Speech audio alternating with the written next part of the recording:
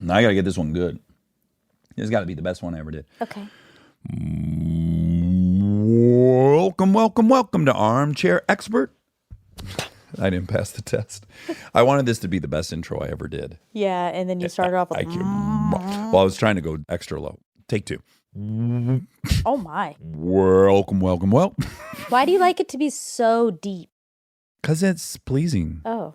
Welcome to Armchair Expert. I'm Dan Shepard. I'm joined by Modesta Mouse. Hi. What a good day today is. Yes. Oh, my gosh. This is one of the invites that came with an exclamation point when you sent me the email. Yeah, I said, can you believe it? And in the calendar, it always had an exclamation point. That's Wobby Wob, yeah. Yeah. He adds exclamation points to people he's excited about. Yes, in that we are excited about. Very. Yeah, so I say it during this interview, but I heard her on Howard Stern, and I just enjoyed it so darn much, and I immediately told you to listen to it. Such a fantastic interview, and I remember thinking, God, I wish I could talk to her as well and interview her, and here we are. Hillary Rodham Clinton is an American politician, a diplomat, a lawyer, a writer, a public speaker. She was Secretary of State. She was a First Lady. She was a senator. By God, she was on the Nixon impeachment team. She's done everything. She's literally done everything. She was the first female presidential candidate. Yeah, she was the first female presidential candidate. Well, listen, she's got some books in addition to all those wonderful accolades. The Book of Gutsy Women that she wrote with her daughter, Chelsea, which is fantastic. What Happened? Hard Choices in Living History. That's right. She somehow found time to write 4 books. There's an amazing documentary on Hulu. I really recommend everyone see it. And now she has a new podcast called You and Me Both with Hillary Clinton. And I've listened to it. She's fantastic. She has access to some of the most stimulating thinkers on the planet. And you should check that out as well. So that's You and Me Both with Hillary Clinton. You can find that on all the places you find podcasts. Please enjoy. We get support from Quince.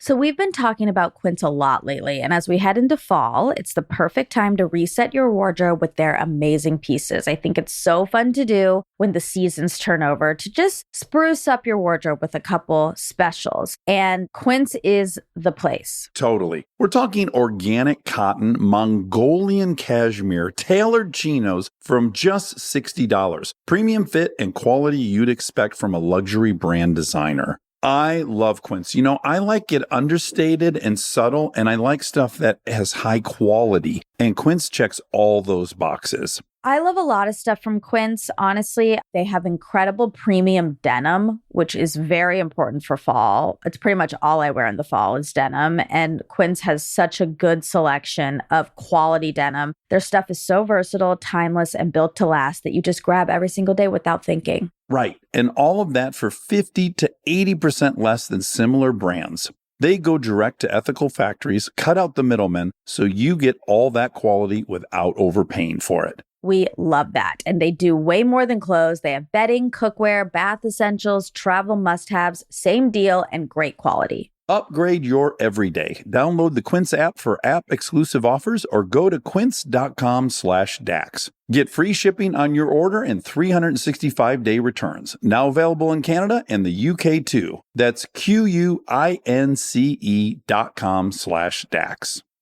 We get support from Apple Gift Card. Back to school is here, and for many, that means some big life transitions. Whether they are heading into a new grade or setting up a dorm for the first time, you want to give them something that actually supports their growth and success. Apple Gift Card is a versatile solution because it takes the guesswork out of gifting. It's not just about a new pair of AirPods for focus. It's about giving them the invaluable chance to choose the digital tools and subscriptions that suit their unique journey. They can use it for productivity apps on the App Store, movie nights on Apple TV, or extra iCloud storage for all those new memories. With Apple Gift Card, it's so empowering to give the students their freedom to allocate their own resources. Celebrate their new academic chapter. Visit applegiftcard.apple.com to celebrate their milestones and gift one today. He's an armchair expert. He's an armchair expert. He's an armchair here we are. Here we are. Hello. So I've been cleaning. My favorite COVID activity. I've been cleaning. Oh, what rooms did you tackle? Oh my gosh. I've been working my way up from the basement. I'm now in the attic, Oh my goodness. So really soup to nuts. making lots of progress. Are you doing a Michelle Kondo approach? Is that her name, Monica? No, Marie Kondo. Marie Yeah, Kondo. Marie Are you Kondo. like putting things out and seeing it like I love you or I don't love you, that whole thing? Yeah, but unlike her, I end up loving most things. I and I end know. up keeping it. Like, what am I going to do with it? I just move it from one place to the next, it Sure. seems like. Is it at all related? And I don't want to project on behalf of my wife, but I notice when she starts really organizing some area of the house that, from my point of view, seems organized, I know, okay, this is a little bit of her depression. This is how she kind of satiates her depression. I have things I do. And that's the one that, to me, that's a little bit of a red flag. I think you have put your finger on a very important issue because speaking for myself and every woman friend I have, cleaning, organizing, and literally trying to make your life make sense by moving things physically around Yeah. is exactly what I do. And my husband has said that I will be on my deathbed and I will say to him, Bill, just move that chair like 6 inches to the left, right? I don't know. I think it must be DNA or something. Yeah, and as the guy, you're kind of put in this position where all this work's been done, and of course, you deserve some praise for it. And so my wife will go like, "Look at the dog drawer," and now I have to fake it because I really can't delineate what's a really well organized, dog drawer or not. So Right. Yeah. But being the astute listener that I know you are, you will have heard that tone in her voice. And the correct answer is, that's amazing. Yeah. It's just Wow. amazing. Wow. That is streamlined. How did you find time to do that? Now, I think she sounds a lot kinder than I am because what I do is take Bill's stuff and dump it into boxes. Oh, no, that happens. That happens. Oh, okay, good. Yeah. Just checking here. And then I kind of move it into his, line of sight and sometimes into his path. And I'll say, okay, now you've got to sort all this out. I don't think I could say I have a prized possession, but if I had to say one that I have, it would be that I've journaled obsessively for the last 16 years. And I, at one point, was out next to the garage where there's an extra fridge, and I was digging through some things, and I found all my journals just sitting on the ground in the damp corner of the the little utility room. And I thought, wow, I wouldn't have put these here, maybe. Now, that I think is precious stuff. Okay. I'm talking like just this morning, for example, DVDs and CDs Oh, going back 25, 35 years. People who sent us their first recording ever, Dear Bill and Hillary, hope you love it. And, here we are. We still have dozens and dozens and maybe as many as hundreds of them.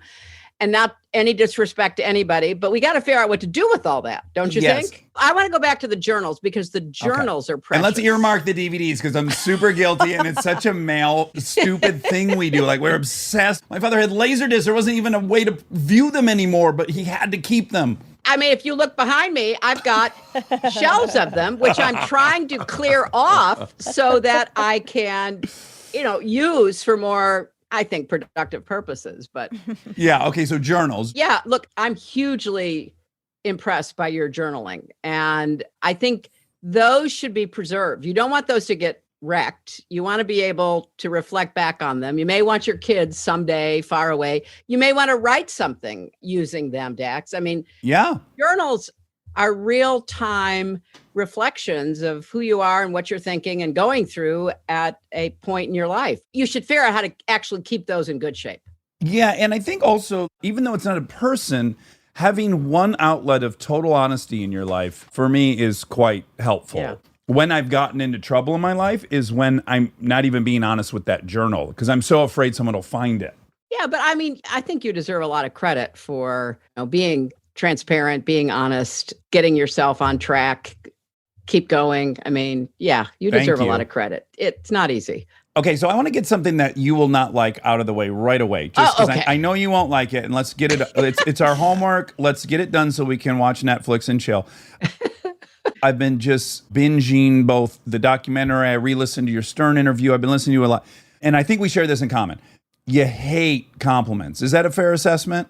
Yeah, I don't know what to do with them. Me too. It makes me kind of cringe. Yeah, I'm not good at it. And I have tried to get better. Yeah. I used to be one of those people that would always parry them and, no, well, that was not that hard, or this was not that, like you see.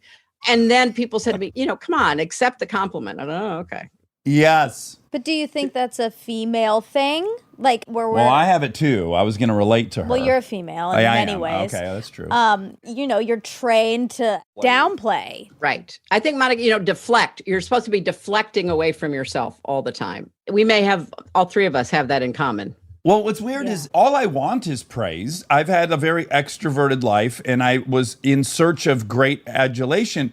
So it's very weird that when it then comes my way, I guess what I feel like is on Christmas morning when someone's staring at you as you open their present and you're just panicked you're not going to give the right reaction to the present. I don't know what to say to sound gracious. Well, that I've had to practice, though. I really recommend it to you. Yeah, please. Just practice, because if you can get, oh, thank you, or thank you so much, you're done. You don't have to say anything else. And actually, it kind of releases some of the pent up anxiety about, is the gift going to be received well? Is your performance going to be approved of? Whatever it is you're angsting over. So yeah, just practice saying, oh, thank you. Yeah. I guess then I feel arrogant. Like I agree with you. That's what it is. I'm like, by me saying thank you, it makes me feel like I'm saying, I agree with you. I am the shit. Yeah, but I think you're spending too much time ruminating on this. That's accurate. I think of all the worries that we have in our respective lives, and the country and the world. Yeah. I think, there may be places and moments where, you do need to kick yourself about being arrogant, but giving a gift, getting a compliment, I think you can let that rest. Okay, so I just want to get them out of the way, okay? Okay, great. Okay. First and foremost, again, I was reminded, you have the most arresting blue eyes. They're so fucking beautiful. When I was watching the Hulu thing, I've got a really nice television, so I was getting it in 4K, and they're so unbelievably beautiful. You have the most beautiful eyes. Sparkling. Monica, would you agree with this assessment? Yes. Oh, thank you. I bet you weren't expecting a physical compliment first. That's what specialty. I can take no credit for that. I mean, there's my deflection. I'll give my parents, my ancestors credit for however that happened. Yeah, people will go like, I love Parenthood. And I go, great, that's Jason Kadam's compliment. I'll tell him when I see him. He did make a great show. Well, the worst is when they say like, your mom is so pretty. Then it's like, okay, you don't even know how to say thank you to that because it's really not about you. Oh, that's me in public. I love your wife. Yeah. Yes, I do too. We have that in common. Yeah. Yeah. No, look, I have had to deal with that, obviously. And so, that's another area where, just say, oh, thanks. I mean, it makes no sense. They're complimenting your mother or your wife. But, oh, thanks. Yeah, you just take it and go. I think we're actually helping a lot of people who are going to listen to this because, just, thanks. I think you'd be shocked because I think a lot of us desire this approval. And then when we get it, you don't feel worthy. I mean, part of it is that sense of unworthiness. And then there's the imposter syndrome. Oh, yeah, right. If you really knew who I was, you would not be saying these nice things about me. And somebody asked me, so what do you want on your gravestone? I said, well, I don't know. Maybe she wasn't as bad or as good as some people thought, because I love that. You want to try to get to a sense of reality and authenticity. And it's hard when you're in the public eye because people are going to say positive and negative things about you that frankly have very little to do with you. Oh, isn't that the case? Yeah. Right? Yeah. So much of the blowback you've received over the years, I think, was exactly that. Like some level of guilt of, I think I could have maybe done more and I didn't. And now this person's telling me I chose wrong. It's very personal. Right. And I think all of this gets amplified by social media. I mean, as bad as this is because we're human beings and it's just part of who we are, I think it's really bad because of how it's everywhere. Yes. Did you watch The Social Dilemma? Yes. Oh, wasn't scary. that terrifying? Yeah. You should have Tristan on your podcast. He was an incredible guest. And Have you had him on? We just had him on. Oh, I'm going to listen. Okay, another thing I just want to say. I have 2 daughters, and it gives me so much gratitude to sit and watch with a 5-year-old and a 7-year-old your documentary. Oh. And as a roadmap of where women have started, and of course, even worse than before your time, but their own grandmother, who's roughly your age, my mom, to where we're at today, I can't think of a better example to provide the whole context of, going to law school, being one of 20 female law students, getting heckled at the LSAT, stuff that people just wouldn't really imagine was happening just 5 minutes ago in our history. Right. And to show them what someone with conviction and drive and ambition and intelligence and belief in themselves can do, you couldn't have shown your daughter that documentary. No, in fact, Chelsea and I wrote a book together called The Book of Gutsy Women. And one of the reasons that we wrote it is our life experiences are so different. You're so right, Dax. When I was a little girl, there just weren't very many women in the history books that we read in my elementary school. There might be Joan of Arc or Right. Elizabeth I, something like that. I didn't know any woman who worked outside the home other than my teachers and the public librarians and maybe somebody who would wait on me in a store.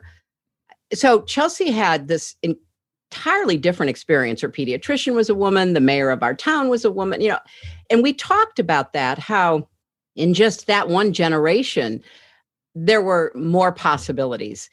And it gave us the incentive to sort of write about the women that we each had admired, both in history and in the present. And it was a fascinating exercise for us because, there were women that I really admired that were not on Chelsea's wavelength at all. And Right. Same with her, right? And so I think the Hulu documentary, and they did an amazing job because they found footage that I'd never seen, didn't even know existed, to tell the story because they wanted it to do exactly as you just said, to be the arc of modern women's history, not just my story, but my story as it connected to and maybe reflected what other women and girls had gone through. And so I think today, Kamala Harris's story would be very different. And yet she and I are good friends. We've talked about how she often was subjected to some of the same kind of sexist and misogynistic comments. But nevertheless, it keeps moving forward. And that's what we have to be really behind, is this forward movement of progress. It's like our own lives. You fall down, you get back up, you try to do better, you keep going. It's, that's society too. Yeah. To wrap up the compliments, I just love you to death. I don't think a more qualified human being has ever run for president. You're just incredible, and I love you. So that aside, have you happened to listen to the Malcolm Gladwell podcast episode called The Token? It's really about Sammy Davis Jr., but then it explores in a much broader way the weight of being the token. And I think that's something that people might not understand about your life, your career, is that you were so often the token. You were almost a novelty at Right. a law firm or in court. People would come watch you, right? I tell the story about trying a lawsuit in North Arkansas. This was a lot of years ago.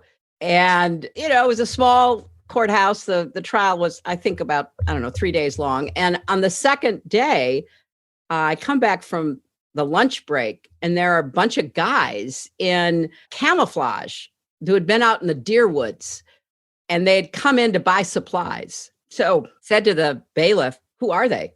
And he told me. I said, "Why are they here?" He said, "They just wanted to come see the lady lawyer." And that's who I was, the lady lawyer. By the way, shocked there wasn't a TV show in the 80s called Lady Lawyer. Yeah, as you let's say do it. A science fiction show.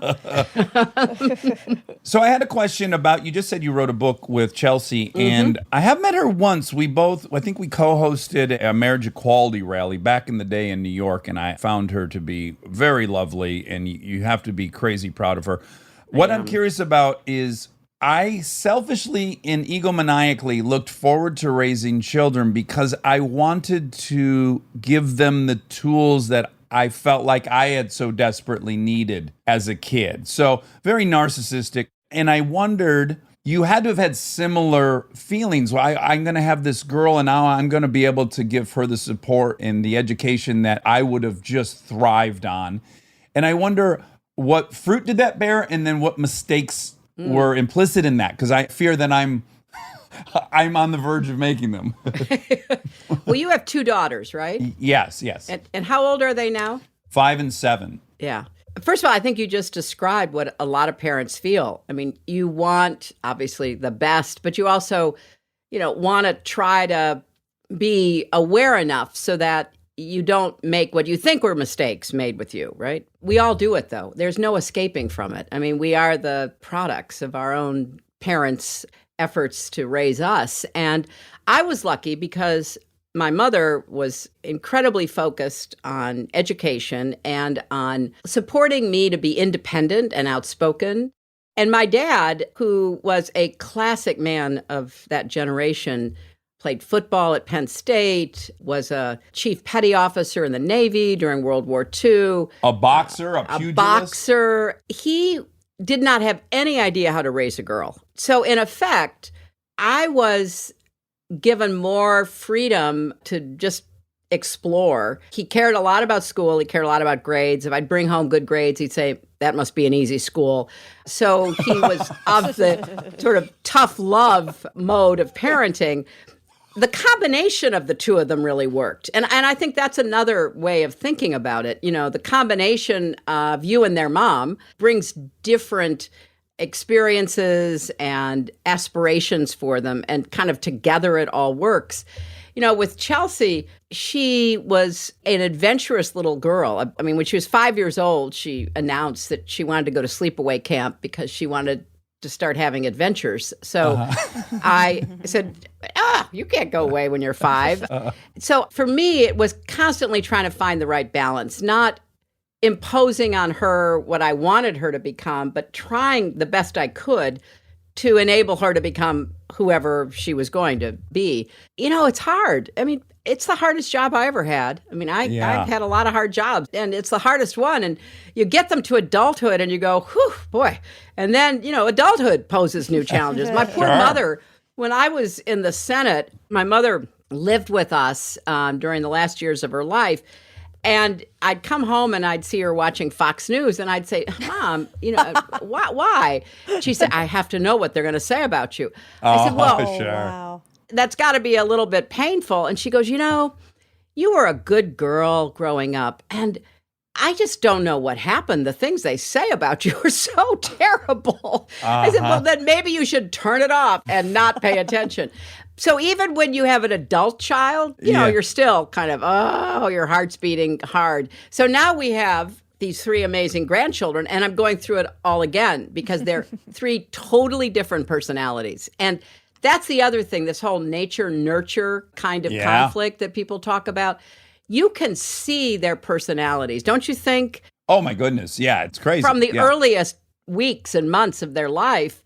And they're different. And you're trying to give them the same parenting, but how can you give the same parenting to 3 different little people who respond in different ways? And so it's a constant balancing act. But that's part of the joy as well as the challenge of being a parent. And, with a 5 and a 7-year-old girl in your house, it's going to get more complicated. I hate to tell you that. Oh, sure. It's going to get more complicated. I look forward to it. I actually think raising kids today, in some ways, is a lot harder than it was for my parents raising us. I mean, it's a classic kind of thing. Growing up in the suburbs of Chicago, it was like, okay, go outside, come home for dinner. They never worried about us. They never really checked up on us. We were in and out of other people's houses as well as ours. It was such a different environment.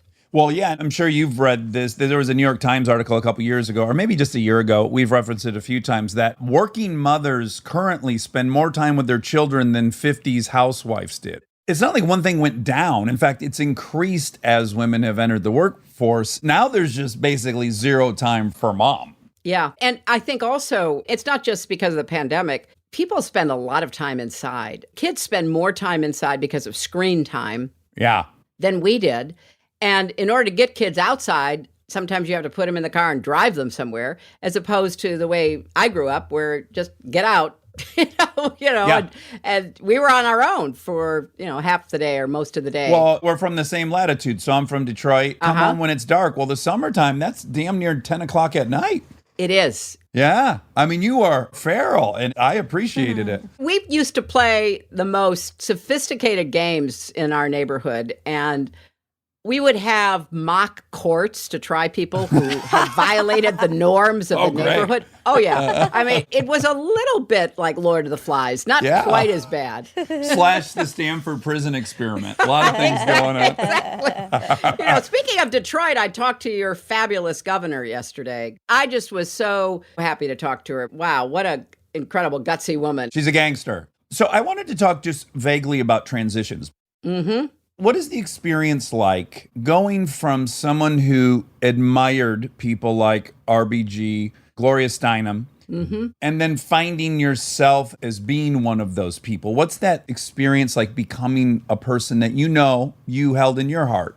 I think that's a great question. And it is a big leap when you go from not being on the global stage to all of a sudden being there. And people are checking to see, are you for real or not? And you do get that sense of lack of worthiness. Gosh, you look at people from afar and the heroes that I had, like Amelia Earhart, and you mentioned RBG, who, I met in the 80s, and obviously Gloria Steinem. I started reading Ms. Magazine when I, was a young woman.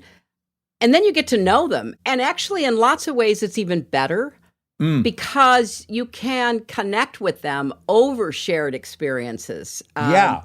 And I find that very fulfilling and reassuring. Well, I was going to say, and this is no way complaining about the really privileged position you find yourself in, but it is also very isolating. It can be 100%. Because your concerns, your problems, they could probably seem trivial to someone else. You're experiencing some things that are really complicated feelings.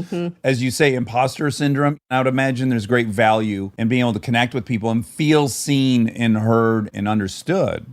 But I think that's true for everybody. You don't have to be kind of well-known globally. In your own community, you've got to have a circle of people you can be as open with. I've had girlfriends literally that go back to my elementary school years. I've had people that when it all got too much, you can pick up the phone or arrange to, meet and just vent and eat a lot of pizza and feel better about life. And, you got to have that too. I mean, and it's funny now because I'm really pondering and don't fully understand what social media is doing to us. But the lines between public and private are being so blurred. I don't quite know how you create the boundaries that we all need to live. I mean, you got to have some boundaries. You can't be totally open to every sling and arrow that comes your way or every kind of, compliment that may or may not be merited. And it's so much harder now because people think they know you in a way that you go, wait a minute, I don't know. I mean, the first experience I had about this a long time ago when Bill was running for president the first time in 92, I was doing an interview, as I remember it, on a radio station in Connecticut. And the interviewer had a list of things in front of him. And he goes, "Oh, I hear you were a champion diver." I said, "No, I wasn't." And he goes, "Well, it says right here you were a champion diver." I said, "But I wasn't." And I found myself having an argument about my own life with this stranger who was insisting because he'd been told I was something that I knew I wasn't. You kind of stop and think, well, maybe it's just easier to say, okay, I was a champion diver. I mean, but it's such a strange phenomenon when you're in the public eye and when people are putting all sorts of assumptions about you and on you, and you projecting a lot. No, that's not me. I mean, that's not who I am. That's not what I said, or that's not what I did. Well, I agree. I have a similar concern, but my thought is like it has to go in one of either two directions. Either the line between public and private life is getting so blurry that you no longer are left with a safe space to air thoughts that probably you don't want the world to hear, to be challenged, to have different opinions. You need a playground to go, I don't know if this is the greatest idea, but I feel this way. I'd love to be corrected. That's a dicey experience to have in public. Yeah, it is. And I think we all need safe places. We all need a zone of privacy. And, even the best manipulators of social media, and some are amazingly good at it, that they're in on the joke. It's okay, all right, here, we're going to show you this much, but we're still editing. We still have control over it. But a lot of people who are sucked into the social media vortex, they don't have either that control or that understanding, that they're giving up so much by not letting there be this zone of privacy where, you can make mistakes. You can say things that, maybe you'll regret later, and it'll take somebody who you trust to say, hey, that wasn't the right way to do it. Yeah. How do you grow if you have no safe space in which to try that? So when I'm feeling optimistic, I feel like, okay, well, maybe this is all going to lead to it's impossible now to hide our skeletons. And what we're going to all realize is, we're all equally fucked up. This is a really hard experience to get through flawlessly. And maybe people will feel less pressured to be perfect. Or when I'm feeling pessimistic, it's that there is no safe space. So I'm going to hide even more, and I'm going to feel even more shame because it appears everyone else has figured this out. But I think the data seems to show right now that particularly for young people, it's going in the negative direction. Yeah, yes. The constant comparisons, the falling short of what you see on Instagram or wherever else you're looking does inject a sense of unworthiness, even shame, which, as you know, is the worst of all feelings because it just can take you in a downward spiral.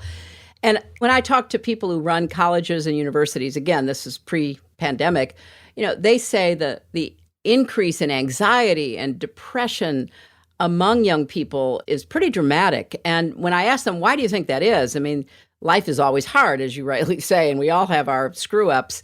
They say social media is playing a role in that to some extent. We don't really understand it. And then when the American Academy of Pediatrics says, keep your kids off screens completely till the age of 2 and really limit it. And then finally, I was talking with some cognitive scientists some months back, and they said that, they've been trying to gauge what screen time does to the developing brain. And they were making, some rounds in Silicon Valley among charities there to raise money to look at this. And one of the people they met with, big tycoon in Silicon Valley, said, well, yeah, you probably are onto something because, we put into our contracts with our caregivers that they can't allow kids to watch screens. So, it's like, okay, you're in the center of all this incredible change in human psychology and even human evolution, and that it's dangerous. And they'll be the first to admit they don't have any control over it as well, which is really, if the people who designed it are powerless over it, that should be very telling. Yeah. The algorithms are running everything, it turns out. Yes. Stay tuned for more Armchair Expert, if you dare. We get support from Skims. Oh man, do I love Skims. I've been living in the Skims lightweight cotton collection all summer, and I have to tell you, getting dressed has become so easy. I just throw it on. It just feels right immediately, whether I'm grabbing coffee or I'm on the couch all day or I'm out, even going to dinner. The cotton is so lightweight and breathable, which in this heat is a non-negotiable. The cotton jersey t-shirt, I just need everyone to know about this one. This one hugs in all the right places. It's very soft and it still looks and fits the same after months of washing, which is very hard to do, I feel, with t-shirts. I've been wearing the black cotton jersey t-shirt with basically everything all summer long. It goes great with any patterned skirt or shorts or pants. I mean, anything, truly. I believe that's probably my favorite piece from the cotton collection, but they also have great lightweight cotton thongs that are so comfortable and they're cute. That is a very, very hard mix to achieve, especially with undergarments. I feel if you can find some that are cute, but also comfortable and do the job, that is a win. And Skims has really, really figured that out with the lightweight cotton collection. Shop Skims Cotton and all of my favorite pieces at skims.com. After you place your order, be sure to let them know we sent you. Select podcast in the survey and be sure to select Armchair Expert in the drop-down menu that follows. This podcast is brought to you by Squarespace. We've talked before about Rob building our website on Squarespace, and I bring it up again because it's a perfect example of what they do well. Rob had all the pieces, the content, the vision, the ideas, but he needed something to actually take all that and make it public facing. And Squarespace was that bridge. Maybe you're in the same spot. You've been developing something, a business, a skill set, a body of work, and it's been private. It's been yours, but at some point you're ready to put it out there, and that transition from private to public can feel like a huge leap. Squarespace makes it feel like a step. Beautiful templates, built-in SEO, email campaigns, scheduling, analytics, everything you need to go from I've been working on this to here it is, come find me. All in one place, no code, no stitching together a bunch of different tools. So if you've been sitting on something and waiting for the right moment, this might be it. Head to squarespace.com/DAX for a free trial. And when you're ready to launch, use offer code DAX to save 10% off your first purchase of a website or domain. This episode is supported by Helix. All right, let's talk about something we both really care deeply about: sleep. It's the most important thing. I've had my Helix mattress for years now, and I genuinely think it's one of the best investments you can make for your home. Mine still feels just like it did when I first got it. Well, that's the thing. It's not one of those mattresses that caves in after 6 months. These things are built to last. And I'm a side sleeper. I ordered a side sleeper and I get hot, so I have cooling. And I can't tell you how much more comfortable it is to be in there not sweating and tossing and turning. Cooling is really important. I've read that you're supposed to sleep a little bit cold. So I also have cooling. And they have over 20 models, so it's not a one-size-fits-all situation. You just go take their quiz and they match you to what actually works for your body. Plus, they've got cooling upgrades, which heading into summer, non-negotiable. Truly. Go to helixsleep.com/armchair for 20% off. That's helixsleep.com/armchair for 20% off. Make sure you enter our show name after checkout so they know we sent you. helixsleep.com/armchair. Thank you to our presenting sponsor, HP, for supporting this episode. Parents, you've got enough on your back-to-school list right now. Ink cartridges do not need to be on it. They just don't. The HP Smart Tank printer uses a refillable ink tank and comes with up to 3 years of ink included. It's the last printer you'll ever need. To learn more, search HP Smart Tank.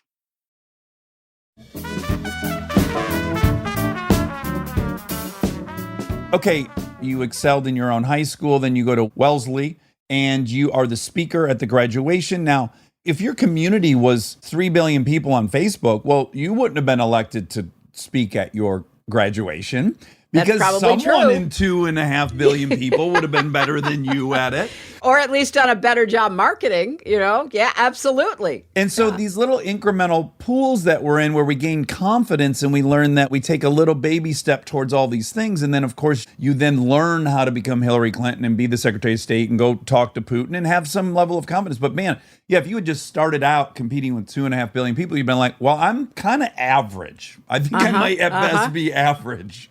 Yeah, well, I think that's especially true in women's lives because, too often we are programmed to compare ourselves against impossible standards. You just feel constantly like you're not good enough, you're not this enough, you're not that enough. And you're right about the confidence factor. I mean, it's in small groups, starting frankly in your family, but then in increasing sized groups in school and community, where you discover who you are, where you create your identity, where you get the confidence to pursue your own interests and dreams. And if you short circuit that because you get thrown into this gigantic pool of, as you say, like 2.5, 3 billion people, well, there's no way that you're ever going to be competitive. It's just a fact of, the numbers, mathematically, it's impossible. So we're not doing our kids any service by sort of tearing down all the boundaries and thrusting them into a social media world where they make friends with people they never meet. They try to develop relationships with people that they have no idea who they really are because they too are trying to put their best, face forward. It's a complicated path to navigate right now. I just have a quick question. Going back to transitions and you moving into the public stage, I've wondered this since the 2016 election. Like I'm wearing my Nasty Woman shirt right now. Yes. Kristen, me, and Dax's sister Carly on election day, we went out, we went to the polls, we brought donuts. Like we were so excited.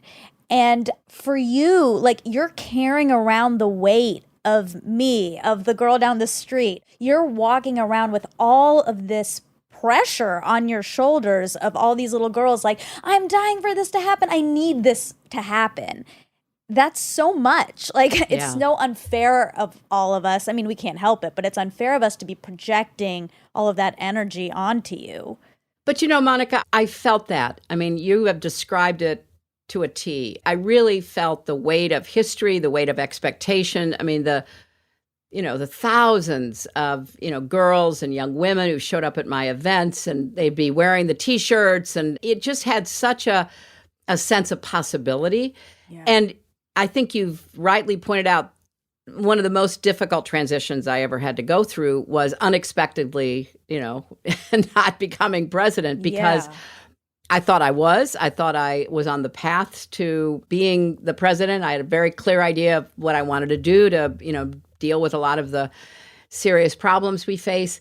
And for at least 2 years, very intensely at first and then beginning to taper off, people would come up and throw their arms around me and sob on my shoulder. They Yeah. would be with tears streaming down their face. There were a lot of young women who came up and apologized to me because they said they didn't vote because they didn't think I needed them to vote. Wow. I'm so happy that voting has gone up in the last 2 elections, particularly this one. So I felt the burden on an almost daily basis that I feel like I let you down. I'm so sorry. I don't exactly understand what happened, and we've learned more. And then I, said, look, I got to write a book about this because I can't figure it out. And none of the quick takes on it made sense to me. And so I did. I wrote a book called What Happened because it was a perfect storm of all sorts of forces at work. And thankfully, people learned, about the Russians interfering. They learned about all of the disinformation on Facebook and everything that influenced voters. They had a chance to digest that, and it didn't have as big an impact, certainly in 2018 or in this 2020 election. But it was hard. That was a really tough transition. I love going for long walks. It's my mental health exercise. Me too. And I like to go in the woods. You nasty women love your long Yeah, walks. love we it. nasty women, we love these long walks. And What are you guys doing on those walks? where I live in New York, there's lots of places to walk that are, pretty nice. And so, oh my gosh, like 3 days after the election, I was back in the woods. I wasn't sure I was ever coming out. And I walked on a trail past a young woman who had a baby in her backpack and had a dog on a leash. And I kind of nodded at her, and she took like a step past, just started to cry, said, I've got to talk to you. I've got to see you. We took a picture. She posted it. And then, all the walking in the woods memes started up. But incredibly emotional for me, too, because up until that point, I'd basically been just in my house, feeling incredibly distressed. So getting out there and beginning to go back to stores, go to the theater, go out to, restaurants with my friends, I began interacting with people who kind of oddly, I think were also having a transition, if you will, transition from their hopes and expectations. And the level of grief, I mean, if you talk about the stages of grief that so many people went through, I think it's one of the reasons why people are exhaling right now. This election was closer than it should have been. It's hard to believe that, millions more people than had voted for him the first time saw what he'd been doing and saying and wanted more of it. But nevertheless, the election repudiated him and elected an honorable and decent man and an incredible woman to be our leaders. So I think people are kind of almost saying, I want to get back to not having to worry about politics. I want to get back to normalcy. I want to, sleep through the night. I don't want to be scrolling on Twitter, seeing what terrible thing is going to happen or be said. Yeah. So a lot of transition is happening right now. That was a great question. I had a similar one, but it was on such a minuscule scale. I have made movies where I wrote them, I directed them, I was in them, then I traveled the country, I got in front of every camera that would have me, and I said, please go see my movie, and then the movie failed, and then when I walked around LA, I thought everyone had just read the box office totals, and I was a complete failure. And even that is not very analogous because there is distance between me and the product. Like, you might not have liked the product, but you're saying, pick me. Yeah, exactly. I am the product. That's right. I am the product. I spent at least 4 months going, I give up. I tried my hardest, and this is when you quit. And I wonder how you decided I'm not going to quit and I'm going to focus on some other things. I'm going to have some different goals. And what was that process like? Because I think that could be hugely helpful for everyone who's experiencing failure, as we all do. Yeah, and a failure in public. So Yeah.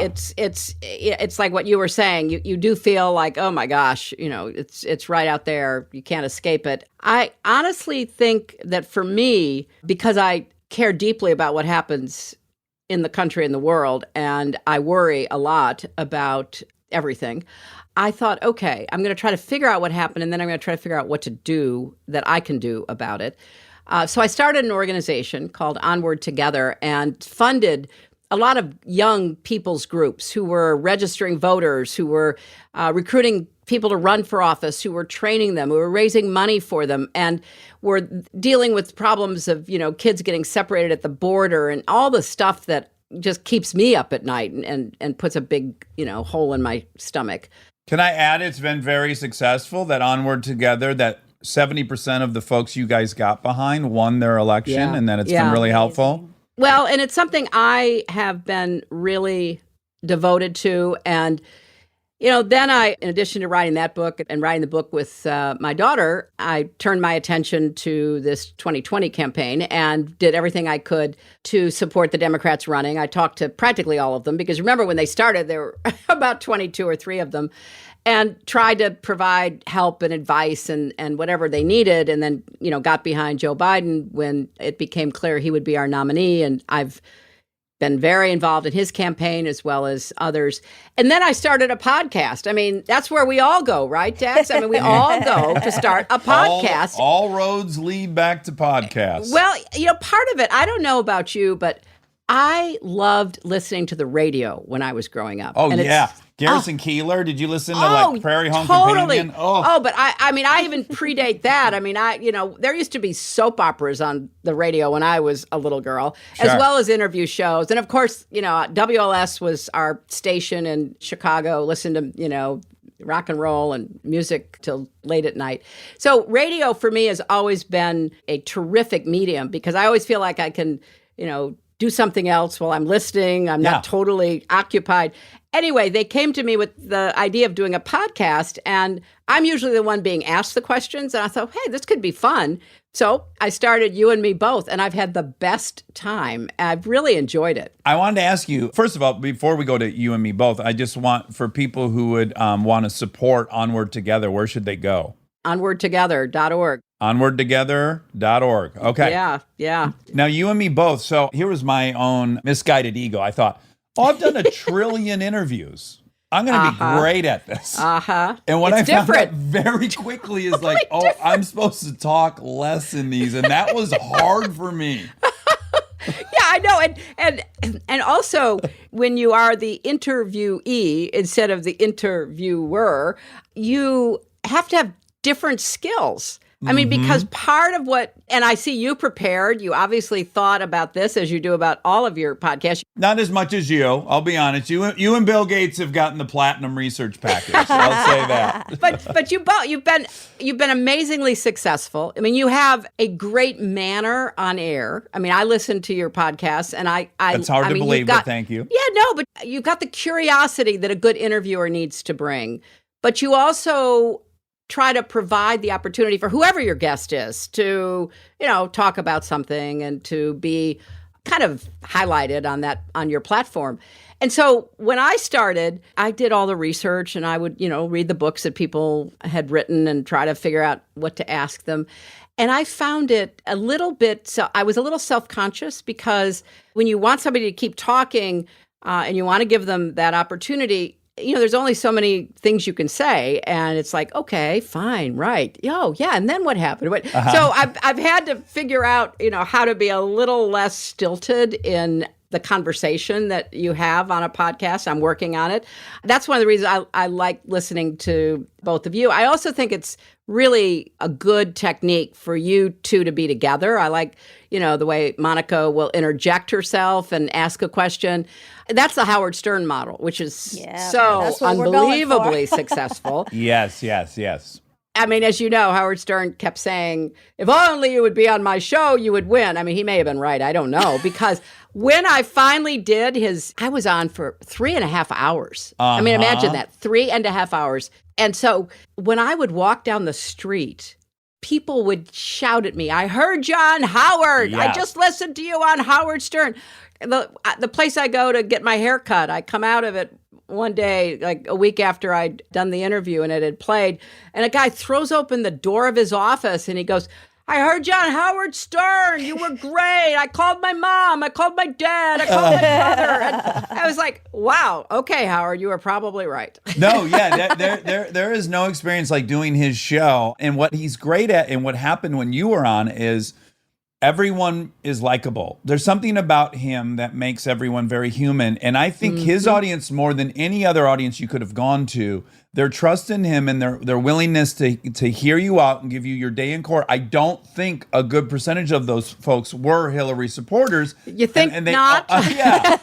Well, that's what I kind of always give him credit for. I think he's actually done more for gay rights than most people of all the activists. I think he's probably done more because his base doesn't think that way and he has their ear, and that's incredibly important. And yes, people loved you. I hope you heard the feedback. Like, he just took call after call. These guys like, I fucking thought I hated her and she's fucking awesome. Like, they were doing 180s. They didn't know what to do with themselves. One of the things that I admire about him, which he's very open about, as you know, is how much he's worked on himself. Yes. He went into therapy. He has really dug deep. And I think it shows in the quality of his interviews now, don't you? Look, my wife at the beginning of finding out I liked him was like, doesn't that guy throw baloney at women's asses? And I was like, yes, there was a period where he did that. But what I'll applaud him for is he did not succumb to fear that if I evolve in real time and I change, that I will lose my audience. Or rather, he at least didn't value that fear as much as he valued evolving in real time. And I think that's really admirable of him. I do too. We're almost out of time. I just got the text. You gotta But I do. wrap it up. I have one more question that is, I think, important. Okay, I do too. Okay, so we'll do 6 or So 7 more. 7 more Well, questions. we have an hour left. Yeah. If you gave Howard 3 hours, you give us 5. Okay, go ahead, Monica.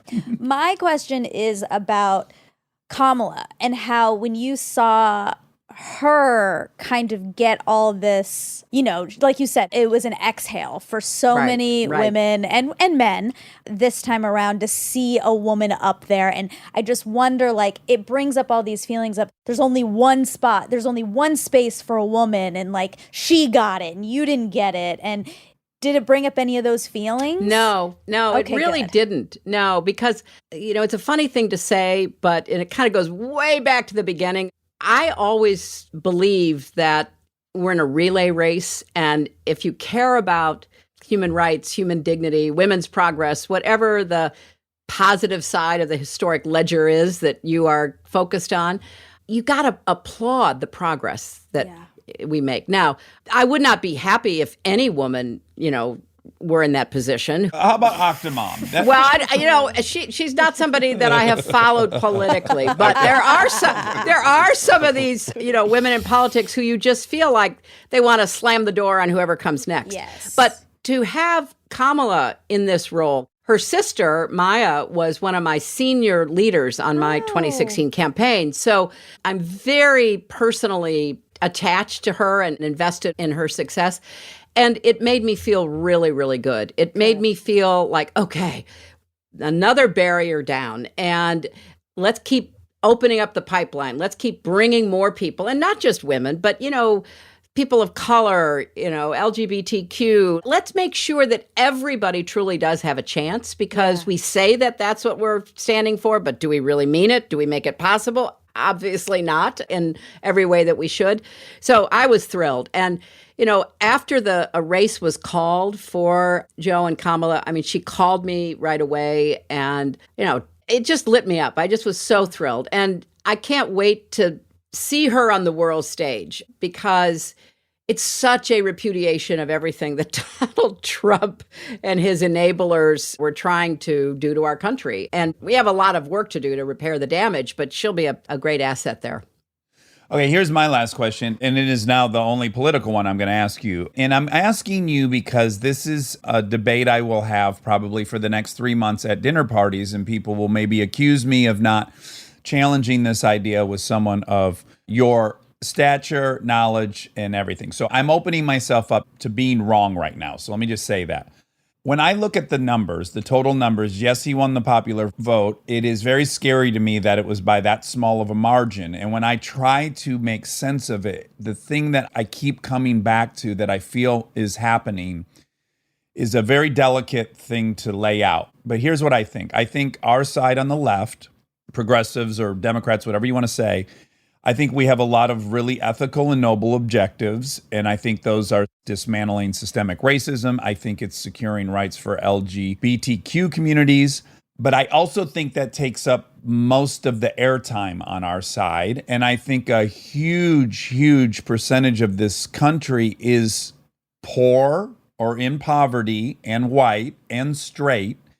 And if I were them, if I'm the woman in the trailer with 2 babies who are hungry in dirty diapers, and I hear the left saying she's experiencing white privilege, I can imagine where those people don't think we have a plan for them. And I'm scared about that. Our messaging. I want us to be more clear that we have a plan for everyone to join prosperity and everyone to be middle class. And that it's not just these marginalized groups that we're putting all of our attention to. That's a dangerous thing to say, but I'm curious what you think of that.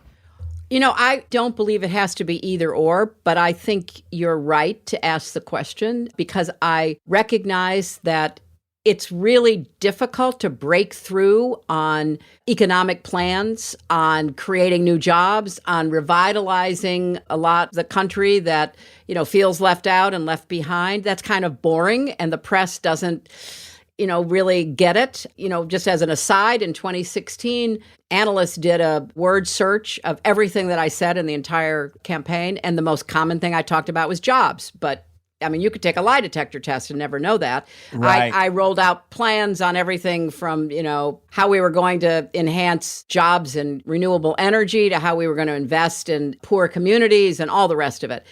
But because we live in this time where controversy, the algorithms favor it, drive it, and you think that's what is the only reality, we've got to figure out, and we're going to have to talk to people like Tristan Harris, how do we get the broader message across? Joe Biden, a lot of the people who worked for me were in his campaign, either in the beginning or after he got the nomination. They talked to me about his policies. He has fabulous policies. If we could snap our fingers and you could pass his jobs and economic policy and his climate policy and his healthcare policy, it would lift everybody up. Yeah. It goes without saying, we both agree that although the right is saying that they care about that group I just detailed, they don't really have any plan to help lift them up. But I don't think that's what's relevant. They are total prisoners to very powerful special interests. And so we've got to make a clearer, sharper case, just as you said. And, it's tough. I'm not giving up on it because I think it's absolutely essential. It's just really difficult when you're running against someone who sucks up all the oxygen, saying outrageous things, insulting people. You remember in 2016, I'd be giving a speech about how we were going to, bring broadband to poor communities in rural areas that will get them connected to the internet and get their kids and get themselves, better economic opportunities. They wouldn't cover that. They would cover an empty podium because it was like they were unable to turn away from the car wreck. They had to see what he was going to do next. In an attention economy, they are incentivized to get attention. It's just exactly. that simple. Get the clicks, get the eyeballs, get the likes, get whatever. And so I've had this conversation with some of the people around Biden. we got to think differently about this, because somehow he's got to break through the noise, because Trump's not going away. He may, have to finally leave the White House, but he's going to turn around the next day and say he's running for president again. And then he's going to be out there. He's going to be having rallies because it's like lifeblood to him. And he's going to be probably owning some kind of a media outlet where he's going to be peddling his stuff every day. Trump steaks. They're good steaks. Don't bash Trump steaks. They're delicious. Good steaks. Yeah. And all the rest of it that goes with it. But so I think your question is a really key one. It's a really smart one. We're going to need a lot more help. Traditional politics, and Joe is a traditional politician. Nothing wrong with that. He came up that way. He cares deeply about people. Honest to God, he will give you the shirt off his back. He's the kind of human being that you want to be your leader. We've got to figure out how to translate that and everything he wants to do into a narrative that captures those eyeballs. And boy, you guys are the experts in this. I would welcome your thoughts. I know they would, because we want that, that woman in the trailer, and we want that, farmer on the tractor, and we want that kid, who has to drop out of school because his dad, died in an industrial accident. He's now the sole support. We want them to believe in the future. Yes. And we want them to believe that there is going to be opportunities that they will be given to make the most out of their own lives. Yeah, well, we're bad marketers. I mean, we are. White I agree privilege, with you. White privilege, I absolutely agree with. Once it is detailed to me and I recognize what it means, but that took me 5 conversations to recognize I would have been in jail as a drug addict if I were black. I would have been shot by a cop. Like, I get it now. But on the surface, I have privilege. It doesn't feel like it. So that's one for me, that the message could be better. The country is being so divided. There's so much anger and rancor and deep, profound misunderstandings and differences. And there are ways to talk, but unfortunately, our media, particularly our social media, does not really support those ways of having. You said it took you 5 conversations. That's pretty impressive that, you engaged in it, you listened, people responded. How do you do that on a national level? How do you do it in 140 characters? 140 characters where the algorithm is saying, no, you want to go down this rabbit hole. Yeah. You want to follow this conspiracy theory. We should check in on this going forward, because I love the fact that you are focused on it and your podcast reaches so many people. Invite people to kind of be part of the solution. How do we deal with it? How do we help ourselves? Because it comes down to not just the politicians. How do we help ourselves have a more productive, more positive future? Well, we interviewed Yuval Harari recently, right leading up to the election day. And he said, if you're open to an outsider's perspective, I can tell you what it looks like from here in Israel. It looks to us like your number one enemy, America's number one enemy, is each other. It's not Russia anymore. It's not China. It's not communism.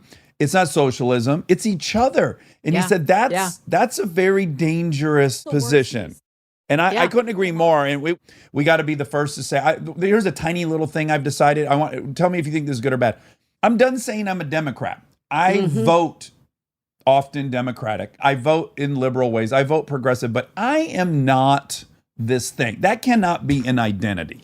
I am a father, I'm a son, I'm a friend, I'm a many things before I am this label that we invented 180 years ago, Well, but part of what you're saying is really important, which is we've now reached a point in our country where your partisan identity is more important to how you see the world and the decisions you make than anything else you just said. Yeah. It's more important than making sure that there are good public colleges for your kid when he or she grows up and wants to go to school. It's more important than making sure everybody has health care because, in the middle of a pandemic, that makes sense. So it's more important than getting a preventable disease by wearing a mask like that. 100%. You would be in the out group of your party if you don't take that position. But that's what tribalism does. Yeah. I mean, people are being forced to pick sides. What group are you a part of? And I think you're right to say we need to break that down. And everybody has a complex identity. Everybody leads a multifaceted life. And so let's be, recognizing that in each other, and let's be, trying to find some common ground, even if it just starts off as a postage stamp that we can then build on, so that we can find ways that, try to lift us up instead of tear us further apart. Well, and you're just canceling your future. If I look at your own life, you were a lawyer. Okay, well, if you were only a lawyer, then you weren't going to be first lady. And if you weren't first lady, you weren't going to be a senator. And if you were only a senator, you wouldn't have been Secretary of State. Right. Your life's over if your identities don't evolve and are flexible and 100%. continue. Yeah, I love you. 100%. I love you. You're going to have to take so- it. You're just going to have to take it on the chin. I love you. Your eyes are dazzling and electric and crystal blue. We'd love to talk to you again. We'd steal more time from you at another point. I would love that. From the bottom of my heart, I have listened to you and me both, and you're fantastic at it. I'm not surprised, but again, a lot of people give this a shot. It's not the biggest success rate, and you're crushing. I think you're wonderful at it. So I wish you a ton of luck with it, and I hope you have as much fun as I do doing it. Thank you. I do. Thank you both so much. Thank you. Okay, and when you're done with your house, come to ours and help organize ours. I will be on the road because this is what keeps me sane. Take care, everybody. Okay. Bye. Stay safe and healthy. Bye-bye. You too. Stay tuned for more Armchair Expert, if you dare. We are supported by HP. If you're a parent or you know one, like I do, or you can help take care of kids, you already know what August feels like. It's not summer anymore, it's the pregame. The supplies list, the forms, the "we need this printed by tomorrow" texts that come in at 9 p.m. And I say this as someone who's been on the receiving end of those texts in a former life. You're ready to help, and then the printer says no, out of ink, blinking at you, useless. It's such a small thing, but it will absolutely derail your night. So when I heard about the HP Smart Tank printer from HP, America's most trusted printer brand, I thought this is the kind of thing that actually makes life easier, not in a big flashy way, in a one less crisis way. Instead of those little cartridges that run out the second you need them, the HP Smart Tank uses refillable ink tanks, and it comes with up to 3 years of ink included. 3 years. That's 3 back-to-school seasons without the cartridge panic. HP can't fill out the forms for you, but they can make sure the printer is never the reason you're up past midnight. Search HP Smart Tank. This episode is brought to you by SoFi, the all-in-one finance app where you can bank, borrow, and invest all in one place. Let's talk bank accounts for a second. The average bank savings rate is 0.39% in interest. You're earning pennies on your savings, but it does not have to be that way. With SoFi high-yield checking and savings, the money barely making moves sitting in your savings account can earn over 8 times the national average savings rate with eligible direct deposit. No account or overdraft fees, which feels rare these days. You can get your paycheck up to 2 days early, perfect for getting ahead of a bill or grabbing what you need right when you need it. Plus, get up to a $300 welcome bonus when you sign up with eligible direct deposit. Sign up for SoFi checking and savings at SoFi.com/armchair. SoFi checking and savings is offered through SoFi Bank N.A., member FDIC. Terms apply. We are supported by Walden University. You know that feeling when you've been thinking about making a move, going after the degree, the promotion, the thing you keep telling yourself you'll get to someday? Walden University is built for that moment. For over 50 years, Walden has helped working professionals get the W, the knowledge, the skills, and the confidence to create real change in their careers and communities. Their programs are designed around your life, not the other way around. With Tempo Learning available in select programs, there are no rigid schedules or set weekly deadlines. You move at your own pace. And Walden's faculty aren't just academics. They're practitioners who bring real-world experience into everything they teach. From your first class to career coaching and beyond, Walden is your partner the whole way. Take the first step and learn at a pace that works for you. Visit waldenu.edu. Walden University. Set a course for change. Certified to operate by Chev. This episode is brought to you by ServiceNow. Look, I have my dream job. I get to talk to folks I admire like crazy and ask them virtually any question that I want to. I can't imagine a better way to spend my time. But even dream jobs have some not so dreamy parts, the stuff that gets in the way of the actual work. Now, that's where ServiceNow's AI specialists come in. They don't just tell you what you should do about your busy work. They actually do it, start to finish. Cases closed, requests handled, no extra work for you. So you and your team can focus on what matters most, which for me is, are they obsessed with male bodies on the same level as I am? They never are. To learn how to put AI to work for people, visit servicenow.com. And now my favorite part of the show, the fact check with my soulmate, Monica Padman. Action. You're on. Go. You're on. Action. Candid camera. Oh, you're on Candid Camera. Say hi to your family. They were just behind scene. They were watching you. Say hi to Ashok. He was laughing hysterically. When the shopping cart tipped over He laughed. and the manager tried to throw you out of the store. Laughed and laughed and laughed. Can I let the listeners know what you're wearing? Sure. I thought I was getting fucking invaded when you showed up. It was like there was a paratrooper outside. You're in all army green. Yep. And you got combat boots on. And I said, did you intentionally look like a soldier today? And you said, No. you did not. It didn't even occur to you. I regret my shoes now. Why? Because you're right. It's that combo that makes it very soldier-esque. Yeah, but that's cute, though, for a little woman to wear soldier gear. That's true. That's a cool look. It's also Pangaya. It's like if I wear a dress. You're like, oh, look at that big guy in a dress. That's cute. Yeah, I would think that was cute. Yeah. I wasn't supposed to buy any more Pangaya. Oh, geez. You did? You bought more? Just this one. Oh. Look, if you're... I was done with it, but then it popped up on my Instagram. And I was is that what I was going to say?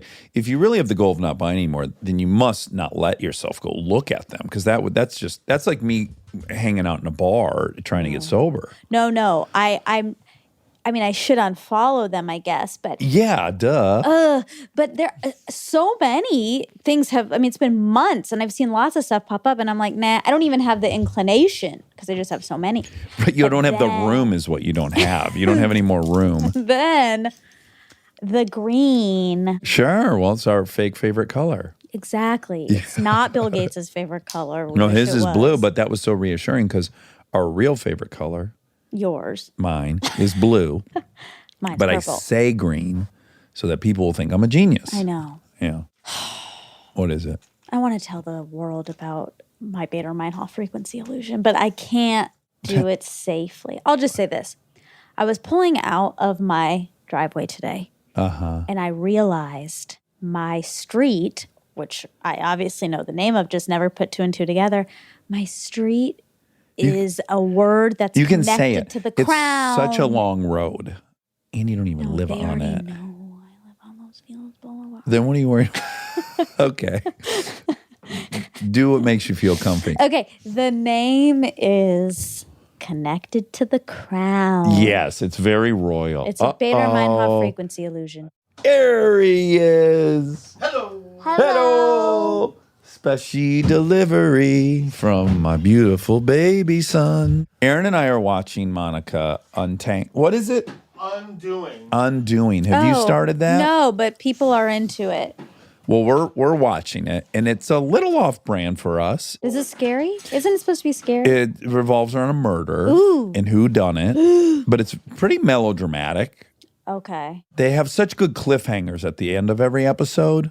I think midway through each episode, we're like, I don't know if this show's for us. And then they get us with the cliffhanger ending every single time. Okay. I'm not going to watch it. Oh, you're not? No, because... We love Hugh Grant. Do you love Hugh Grant? Yeah, but I'll be by myself and I'll be too scared. I don't think you'll be scared. Yeah. Right, Aaron? No, she won't be scared. You won't be scared. Are you sure? Positive. Aaron thinks I'm much braver than I am. Well, he knows how brave you are, which is very brave. Come watch it again with you. Okay, yeah, I Oh. prefer that. Aaron said he's going to watch it with me. Oh my God. Protect me. I'll be so jealous if you guys are watching TV without me. Well, why don't you come too? Why didn't you guys just wait for me to watch? Because we were in the sand dunes and we wanted to watch a show. Sure. We were heavily criticized in the sand dunes, as I told you. The guys that were camping across the road from us thought we were not masculine because we watched TV at night instead of drinking beer and listening to heavy metal. Yeah. And they tried to embarrass us or emasculate us because we watched TV. So then we had to take our TV watching inside the motorhome. Oh my God, it worked. No, not really. Just peer pressure? We just, for some reason, were more comfortable inside. So we watched. So we wanted to start a new show together. Did you watch it on your PAX? No. Listen to this thing I did. I brought my Apple TV and then I used my PAX as a hotspot and then hooked that up to the TV. Oh, I did watch You my PAX. promised the PAX you were going to watch him in absolutely. Sand Dunes. I watched my PAX every night in bed. Okay. I was watching Westworld by myself. Okay. Okay. And I barely I saw you on your iPony all day. No, I didn't watch anything on my Your pony. Poor PAX. Yeah, you were using FaceTime and stuff. Oh. Yeah, you were. Oh, and the yeah. PAX saw. Okay. Well, I just did therapy on my PAX. So he knows the most intimate So the stuff. PAX gets all your problems, but the iPony is like the God. one that's fun and you FaceTime. Call friends. Yeah. Have a party. Pony party. Whatever. I don't even know where the story went, but I do want to add one thing about the dunes, which was we were already being accused of being weak and cowardly for watching TV at night. And then we pulled up from a ride, and I was listening to Michael Jackson quite loud in the Razor, so you can hear it everywhere. And then the guys who were emasculating us immediately came over, and the guy goes, "You listen to Michael Jackson when you're in the dunes?" Oh my And I said, "Yeah." And he said, "I listen to speed metal." And I was like, Ew. "Okay." I listened to Human Nature by Michael Jackson. Yikes. All of this is Well, you know what could this- be considered problematic. This is a good story. It has a silver lining. And you know what that silver lining is? Aaron and I, 15 years ago, this would have been a real challenge to our manhood, and we would have fought those guys at some point in this trip. But we felt so secure that we didn't mind at all. They kept trying to point out what weaklings we were, and it didn't bother me. I'm glad you're not a teenager anymore. Yeah, me too. Yeah. I spent too many years being a teenager. Good job. Speaking of bravery, Yeah? guess who's the most brave? You? Hillary. Oh my God. Hillary Clinton. Yeah. Hillary Radman Clinton.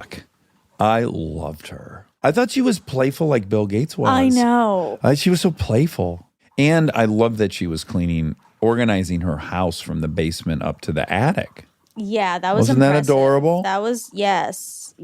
I totally like her. And I really think it will never happen. How could it? That we would be great dinner companions if we all. I want to. Yeah, if we all started having dinner together and we could talk about fun ideas. And What dinner would you make her?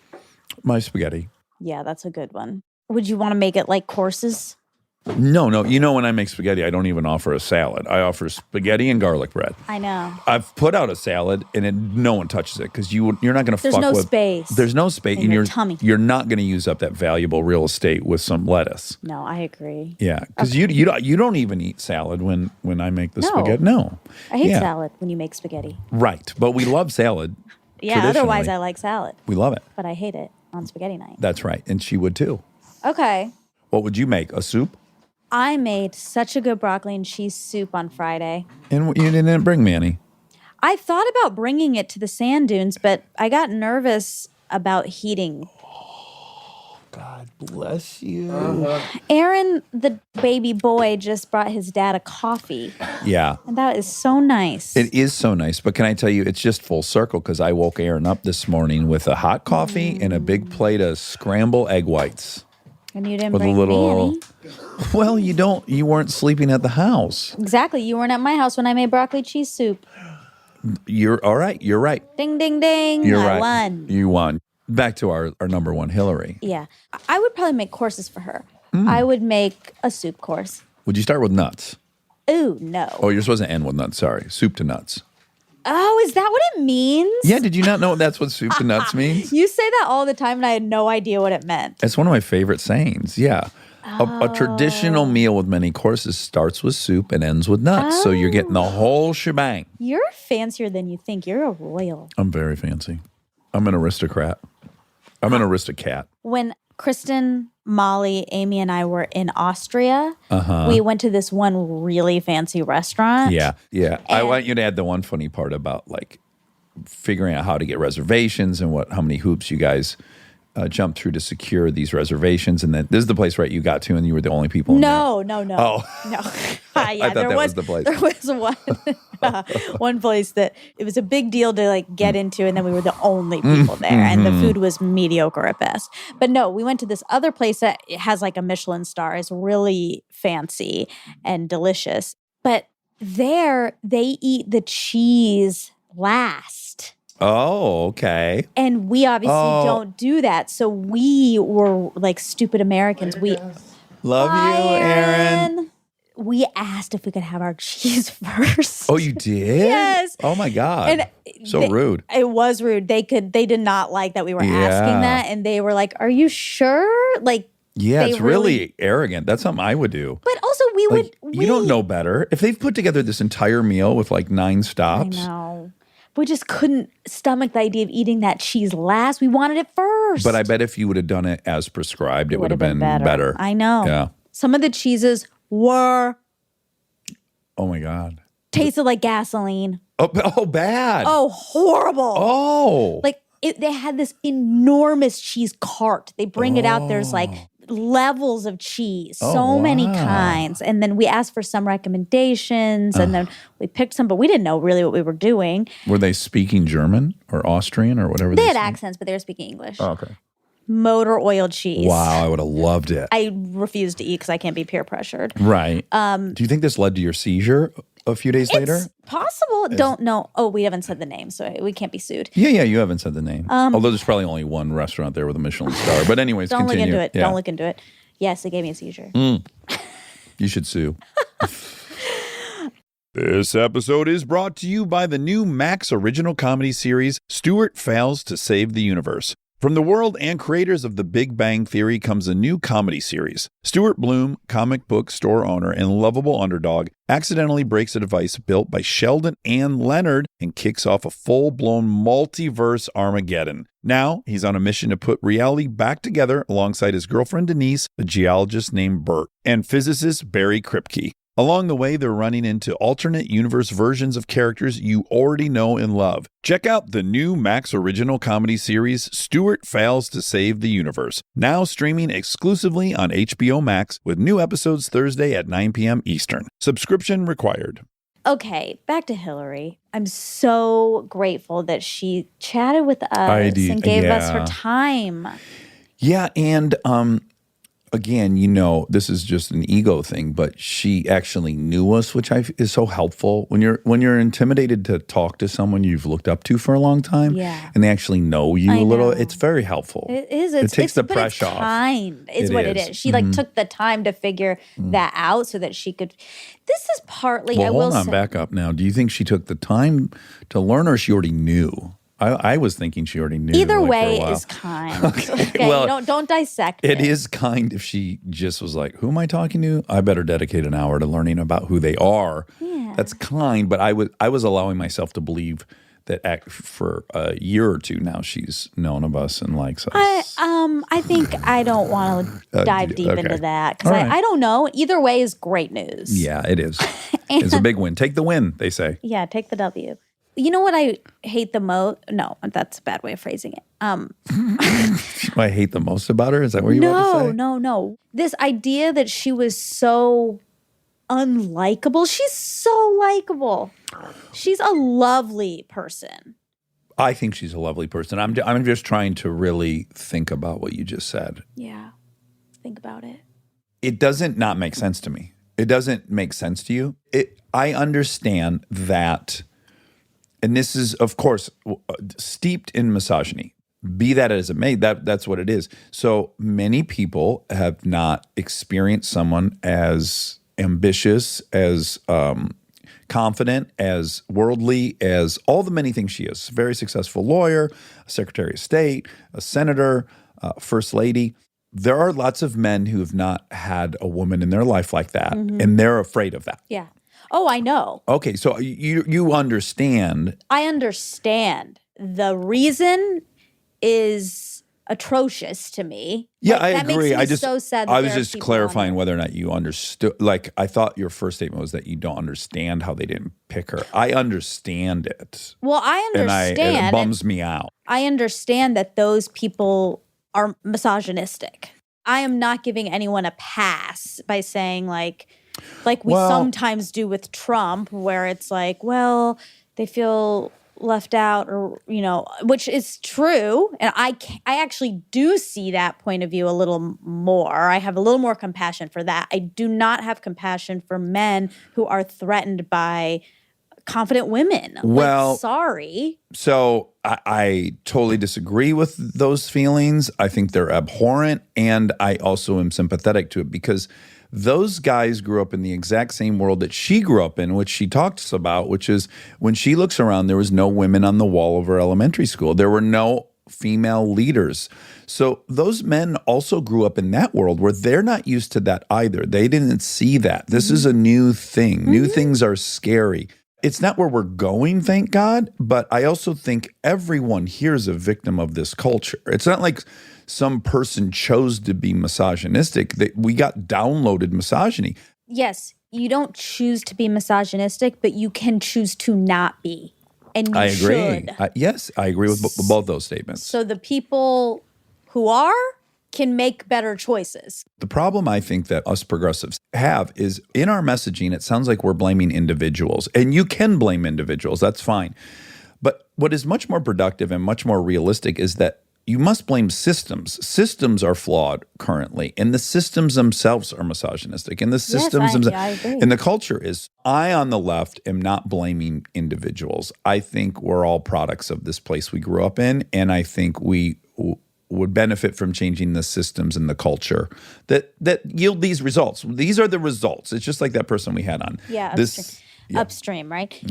I agree with all of this. I'm just saying this scapegoat of likability is not true. She's a very likable person. We just chatted with her for an hour, and she's lovely, and we wanted to talk to her longer. So I totally agree with that. that's just not a I think I do think those people genuinely thought she's just not likable. I think they thought that. They didn't think, wow, this is not how my mother acted, and that's the woman I trusted, and she doesn't seem nurturing, and I don't think they dug deep. I think to them what they thought they were experiencing was she's not likable. Mm-hmm.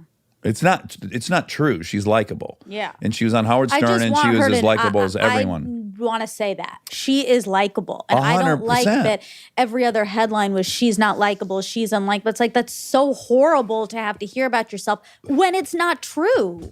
It's not true. I'm sure And- she's smart enough to know that it's not true, but Yeah, I just think want to she make is. that clear. She is totally super likable, and she has to walk a tightrope that no one else has to walk. Either she's being weak because she doesn't turn around and tell Trump to stop fucking standing behind her, and then that's its own thing that scares everyone, or she's too emotional, and we don't trust women to be in the Exactly. White House because they're emotional and they'll hit the But if she's fucking not nuke button. emotional, she's some sort of She's unlikable a robot. robot. Yes, Yeah, yes. She's in a lose-lose situation, as most women are. Guys, watch the doc if you haven't. Multiple men I know who've watched it had a huge response. That's one of the first, quote, female-centric docs that I feel I've noticed that from. Like, our friend Eric said he cried. Yeah. It's a heartbreaking story. Yeah. Yes, she was the most competent from the class that she met Bill in. As a student, she spoke at their graduation on law teams. She was the best. She's one of the best Secretary of States we ever had.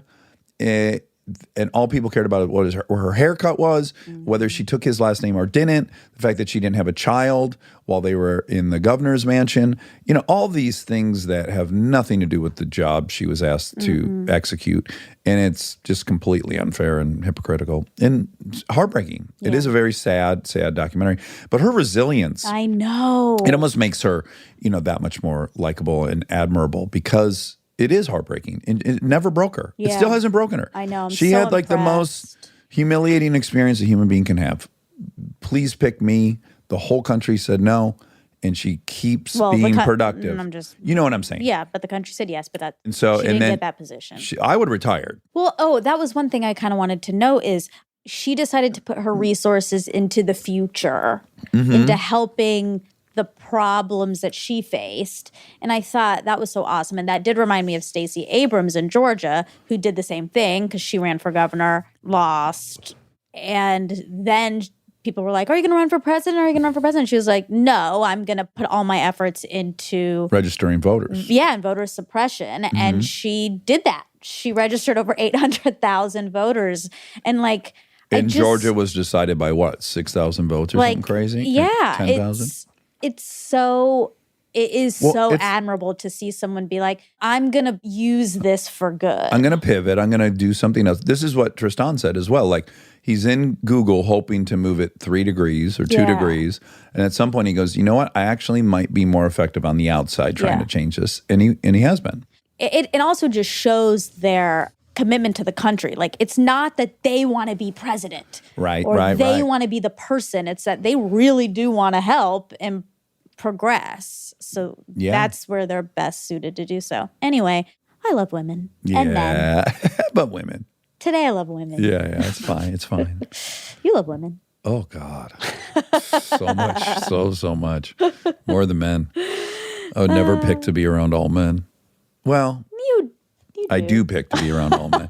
What I like to do is spend like 80% of my time with women. Yeah. And then 20% with just men. Yeah. So I can get it all out of my system. Sure. Talk about boobs and butts and buttholes. You talk about and- boobs and butts and buttholes with me. That's right. Okay, so you mentioned Malcolm Gladwell, The Token. I have said this before, but I'm happy to keep saying it. That's not what it's called. The episode is called The Hug Heard Around the World. The hug heard around the world. Oh my God, how about that dinner? Hillary, Malcolm, Dr. Eric Topol, Adam and Charlie, Grant? Adam Grant, and Charlie with his shirt off, and you and I. Oh, Ooh, wow. dingle, spray. Ooh, Ooh. let me think who else I'd want there. I know, I don't want him to feel left out, but it's in a train car. Oh. And there, however, I just listed, Bill, of course, we got a Bill there. Well, she's Although allowed to bring a +1. Okay, I actually don't think Bill would be a good dinner guest because he's so smart that I think everyone would go like, well, we should all just shut up and he should just talk out loud for Bill an hour. Gates. Yes. I yes. thought you meant Bill Clinton. I was like, No. Bill Gates. He actually might not be a great dinner guest because I think I would feel stupid taking up any of the minutes that he could be educating us all. interesting. You know what I'm saying? Do you agree a little bit? I do. I see where you're coming from, but Like no one should talk but him if he's there. well, he That's likes to. He should mansplain to all of us. No, he likes to. He likes to volley. Yeah. Well, he likes to talk about movies. He'd want to know our opinion Spy about games. He loves it. It's so clever. All right, I think that's all for Hillary. Okay. Boy, do we like her. Man, I really wanted to keep talking to her. Oh, and you know what? She kind of invited us to give tips, and I'm gonna.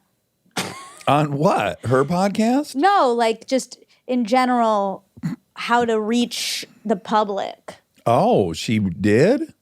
Yes, well, that's what I heard. That's great. I got to listen. See if I can find that place. And she said she's going to come back. I know. I hope Republicans could listen to it. Do you hope so? I hope so. If they can't, then we have a problem. Like I get. Like, Well, would you listen to Tucker Carlson on a? we can't make that the same. That's what I'm saying. Like one person is. Well, you just have to be generous and make a steel man thing. You have to pick the person, like the person that we hate the most. You have to match it. So they hated her. Unfortunately, it Well- breaks my heart. I don't like it, but I got to steel man this. Although I got to say, if Stern had Tucker Carlson on, I'd listen in 1 second. And I can't stand that guy. I don't know what to say. Okay. Well, what a I lost all of our momentum. We had great momentum. We were like, yes. And she was great. Love you. And then I ruined it. I was about to land the plane, and then I pulled up on the yoke as hard as I could because I thought I saw a bird on the Because runway. you don't know how to land a plane. Oh. Remember? I've landed some 260 planes. What? I know how to land the plane. No, I mean, you don't know how to land a plane. Well, first of Even all, though you think I you do know how to land a plane, and I know how to land this plane. This plane is different than a plane. This doctor knows how to land this plane. Bye. Bye.